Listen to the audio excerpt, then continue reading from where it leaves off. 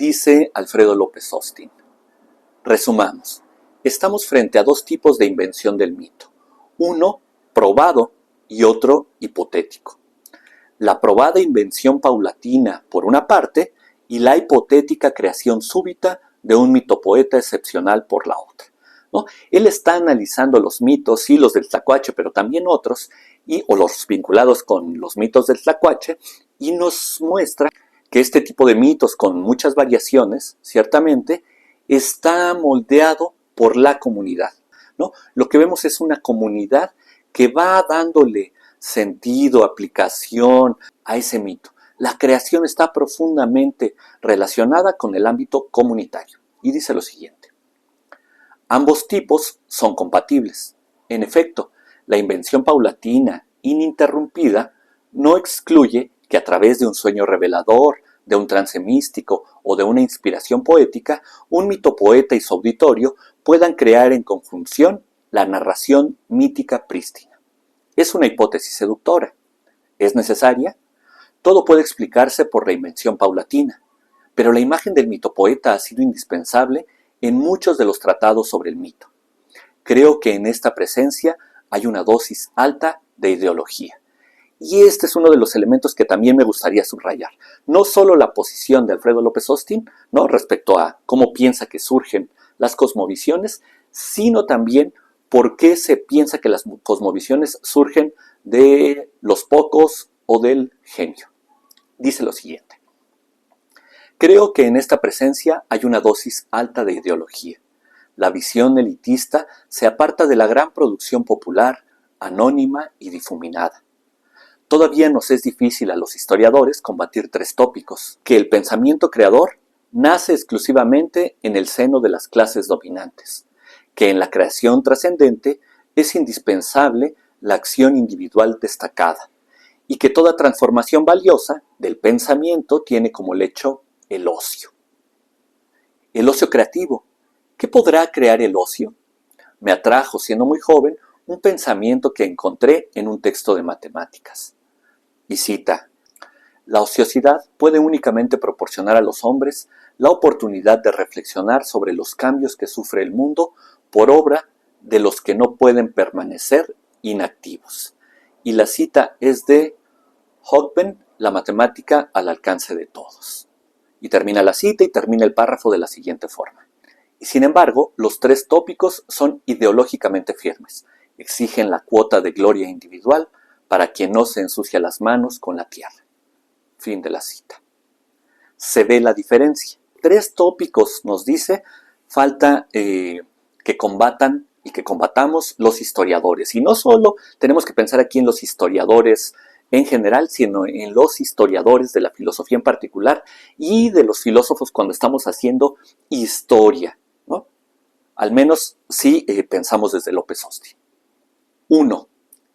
Que el pensamiento creador, que la creatividad nace exclusivamente en el seno de las clases dominantes.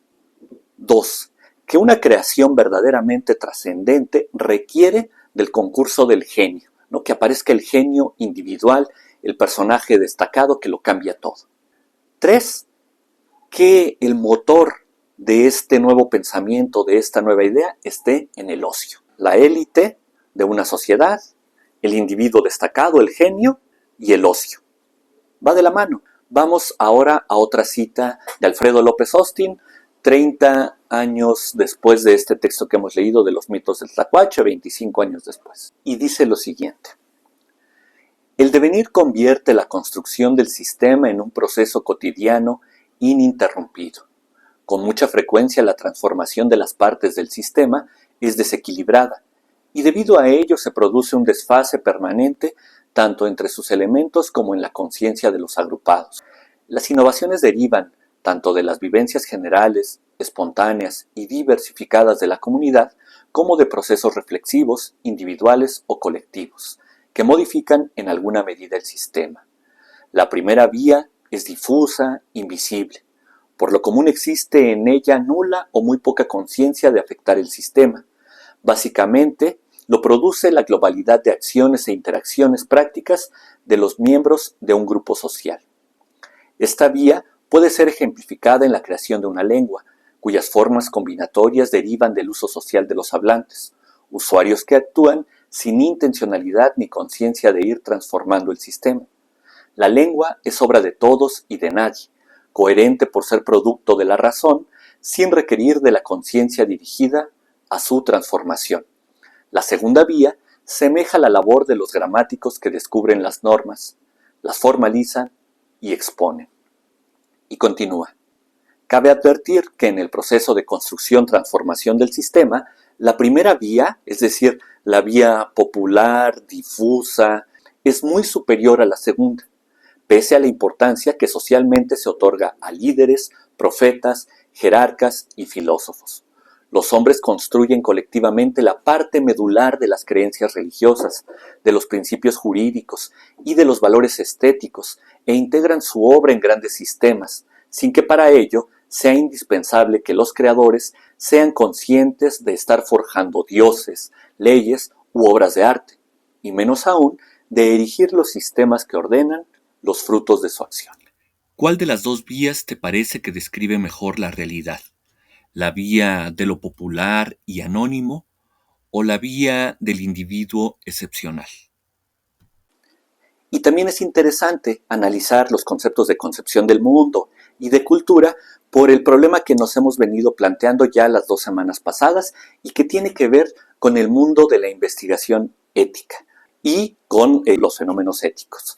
Nos hemos preguntado si una historia de la ética tendría que ser una historia de los pensamientos, de las teorías acerca de la moral, ¿no? Y de todo este mundo humano, o más bien tendría que ser casi una historia de la humanidad contada desde la perspectiva ética. Si pensamos, ¿no?, que el sujeto de la ética o los sujetos fuertes de la ética son las comunidades, las poblaciones y no tanto los filósofos, ¿no? Si nosotros pensamos eso, entonces tenemos que analizar a ese sujeto de la ética, el sujeto social. Ahora bien, ¿cómo surge una determinada manera de ver el mundo ético? ¿Cómo surge? Eso es lo que nos estamos preguntando y por lo que nos parecen interesantes los conceptos, concepción, idea del mundo y el concepto cultura. Muchas gracias por escucharnos, déjenos sus comentarios y hasta luego.